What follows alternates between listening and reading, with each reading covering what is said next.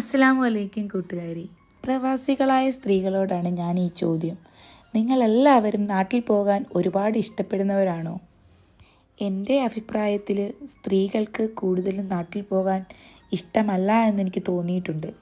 എനിക്കും പലപ്പോഴും അത് സത്യമാണെന്ന് തോന്നാറുണ്ട്. പുരുഷന്മാർക്ക് നാട്ടിൽ പോകാൻ അതിയായ ആഗ്രഹമാണ്, പക്ഷേ സ്ത്രീകൾക്ക് ആ ആഗ്രഹം വളരെ കുറവാണ്. എന്താണെന്ന് വെച്ചാൽ നാട്ടിൽ പോകുന്നത് അവർക്ക് അവധിയല്ല, അവർക്കത് ഇരട്ടി ജോലിയാണ്. രാവിലെ മുതൽ രാത്രി വരെ അവളുടെ അടുക്കളയിലെ ജീവിതവും അതുപോലെ തന്നെ ബന്ധുമിത്രാദികളെ സൽക്കരിക്കലുമായിരിക്കും അവളുടെ മെയിൻ പരിപാടി. വിശ്രമിക്കാൻ പോയാലും വിശ്രമിക്കാൻ സമയം കിട്ടാറില്ല.